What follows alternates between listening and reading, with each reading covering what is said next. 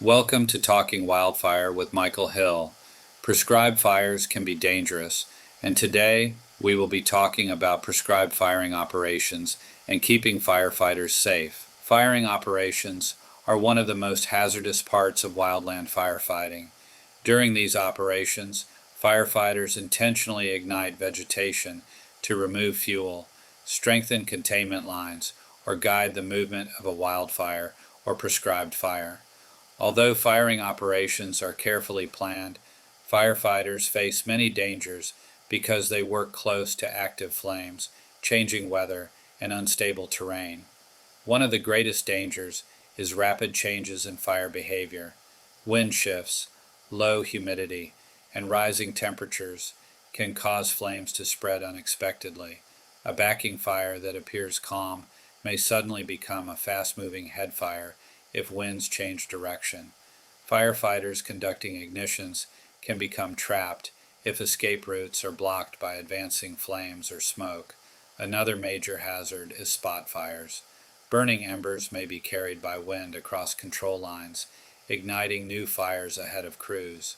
Spot fires can quickly surround firefighters or force crews into dangerous suppression actions. In forests containing species such as Douglas fir, torching trees can send embers long distances during firing operations. Falling trees and snags are also serious threats.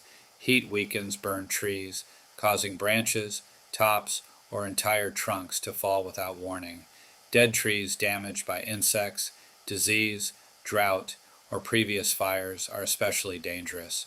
Firefighters working beneath burning snags risk severe injury or death from falling debris. Firefighters also face danger from rolling material on steep slopes. Burning logs, rocks, and branches can roll downhill and cross fire lines, starting additional fires or striking personnel. Steep terrain further increases fatigue and slows escape during emergencies. Smoke exposure creates both immediate and long-term health risks. Thick smoke can reduce visibility, making it difficult for crews to see hazards, maintain communication, or navigate terrain. Smoke inhalation may cause breathing problems, eye irritation, dehydration, headaches, and heat stress. Prolonged exposure over many fire seasons can contribute to chronic respiratory illness. Another danger during firing operations is heat stress and dehydration. Firefighters often work in heavy protective clothing while carrying tools and equipment in high temperatures.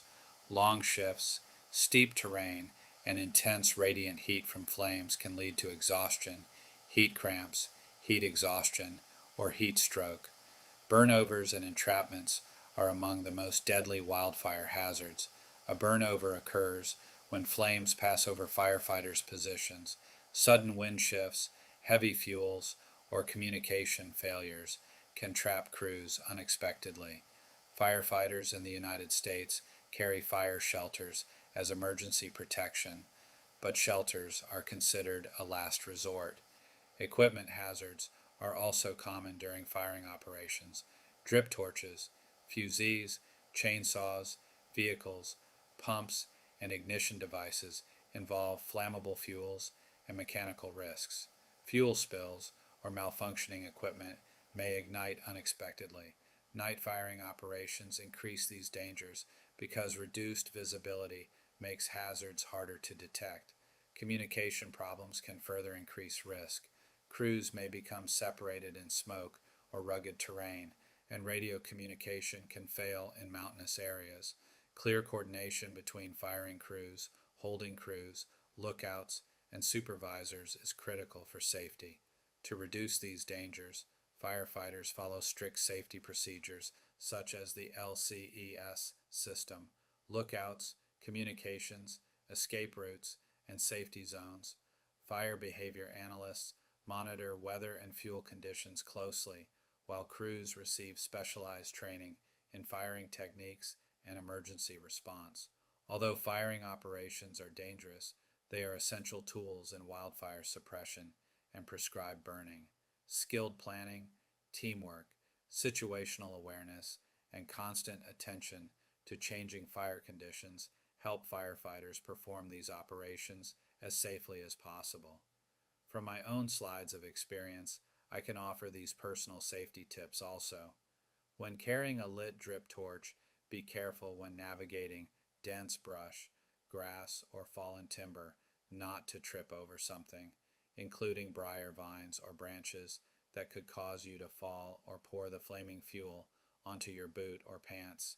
It is like napalm and can cause serious burns. When you first pour out the flaming drip torch fuel into whatever type of vegetation you are in, at first it won't appear to be starting much fire, but within a short while, if there is fuel to carry it, the fire will quickly build with heat, intensity, and danger. When burning with others also carrying flaming drip torches, it is important to stay behind those burning ahead of you to prevent their fire from possibly entrapping you. This is often done by burning in an angle formation. Stay in vocal contact and within eye contact of your other burners, working in tandem with you and your firing supervisor. This way, if something happens to one of you, like falling or getting caught up in dense forest growth, you or they can know to halt the burning to keep from endangering you or them with any new fires. If possible, before ignitions begin, you should recon the area to be burned, to make plans for the best ignition pattern strategies to use where to achieve various outcomes, and create for yourself contingency planning options in case fires should escape planning. Understand how to use and troubleshoot the equipment you will be using, such as drip torches or other incendiary devices, and have enough supplies for them and yourself, stage where needed, to conduct the operations along with firefighting equipment before ignitions begin. People can and do get hurt on these types of pre-planned fires. Look out for each other. If you see something, say something. As ignitions begin, have someone or even yourself go back occasionally over burned ground to make sure fire does not escape control lines. Look out for smoke to carry embers across to unburned areas and have a plan ready to respond to them. Falling trees are a real danger, and I have been hit by one seriously injuring myself. Fires starting in light and flashy fuels are some of the most dangerous fires we can face. Be careful with who is given the duty of operating chainsaws, as many people get hurt by them, and not everyone has the training, experience, and ability to operate them safely in all of the conditions we can find ourselves faced with. Lastly, make sure you have the basic needs of everyone assisting you met, such as with food, water, and let them know if situations get too hot or smoky during burn operations, it's okay for them to move. Also, be ready to shut down operations as needed if change in weather, winds, or RH could cause fires to spread outside of your planning, and let any adjoining forces know what you are doing, so you do not burn them out with a fire you are creating, and keep whoever you are working with or for aware of what you are doing and how it is progressing, and of any serious issues. Good luck out there. We're doing this for all of you. If you like what we're doing, please give us a thumbs up, hit the subscribe button, and leave a comment below. See you next time.